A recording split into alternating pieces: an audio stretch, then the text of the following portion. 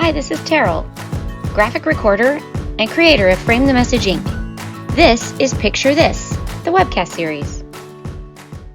First, let's abandon the idea that this is an art class. I, quite frankly, don't have the credentials to be teaching art, but I do have some experience in using visuals to capture the heart.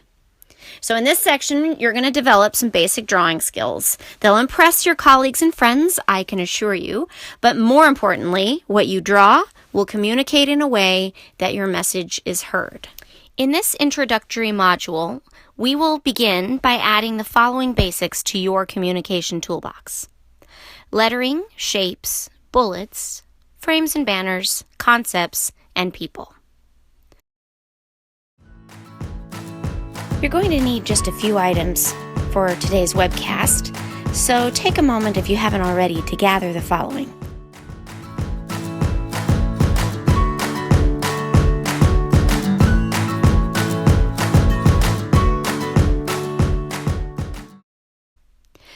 My mother used to say she worried about my success in life because of my terrible handwriting.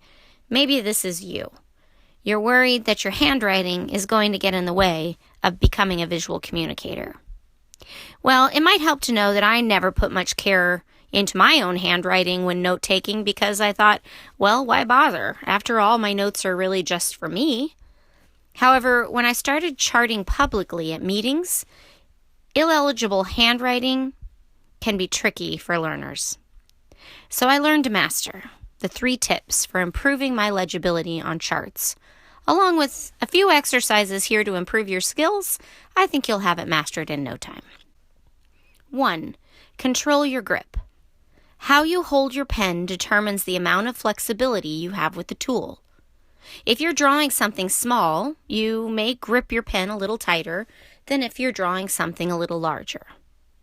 Let me demonstrate. Pick up one of your pens. Any pen will do.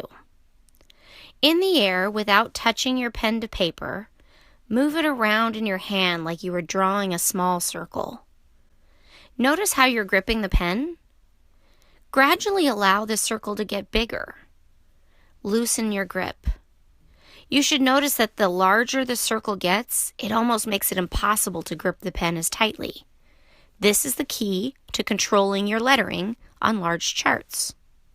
Loosen your grip and allow the movement of the pen to flow through your hand. Number 2, focus on one stroke at a time. Lettering for charts is not about having good handwriting. Actually, cursive or loopy writing can be very difficult to read, especially from the back of the room. One easy fix to this is to concentrate on forming each letter one stroke at a time. Let's demonstrate. Grab your lined paper. We're going to take a trip back to elementary school for just a second, but there is a point here, I promise. All letters are made up of lines, circles, and semicircles. Don't believe me? Watch. Practice these shapes and commit them to motor memory. As you practice, concentrate on every stroke and the shape you are forming to create it. You'll be surprised at the difference this makes. Now, when writing on large whiteboards or flip charts, you've got more space, which means you have to hold the pen looser and move your entire arm rather than just your hand when writing. To practice this skill, let's practice writing in the air. This helps to train your muscle groups in your hands, your arms, and your shoulders. Feel a difference in your grip and movement, don't you? All of this is a matter of focusing on strokes rather than on the words alone. Number 3, concentrate on size and spacing. Okay, here we go. Back to elementary school. Remember the old paper with the solid and dotted lines? As adults, we've kind of graduated away from this to loose leaf, but envisioning this is critical when using lineless chart paper and whiteboards. When using a mix of capital and lowercase letters, using appropriate proportion will make writing more legible. When I write, I'm kind of a big user of capital letters, I must confess, but sometimes an overload of capital letters can be hard to read. And in the world of digital media, it's a little like screaming. I get it. So I try to be conscientious of this and use different fonts sparingly. White space on your charts is also important. It gives the mind breathing space. Time to think and pause between ideas, so a good rule of thumb for charting is 3 to 4 fingers between words and titles. Another good standard practice is limiting your text to 6 to 7 lines per chart. So again, let's try. Grab your lined paper again. Staying in the lines is easy when using lined paper. Using both capital and lowercase letters and 2 lined spaces, let's practice this sentence. The quick brown fox jumps over the lazy dog. Do you know why they use this so many times to demonstrate fonts on your word processing programs? It's because it uses all 26 letters of the alphabet. Little fun fact. Take a minute to practice this sentence on your lined paper. Careful to pay attention to the strokes, one stroke at a time, and the shapes that make up each letter.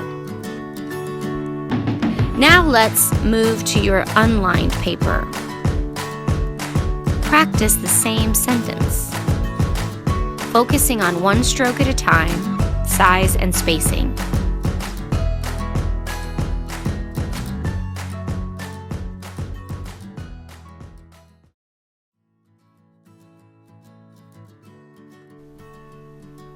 Now, take it to the air.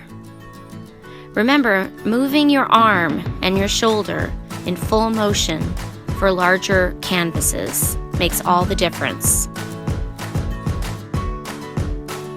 You want your fonts to be readable. Colors are huge in the visibility of your text. For lettering, try using earth tones. These are blues, greens, browns, and blacks. They stand out the best.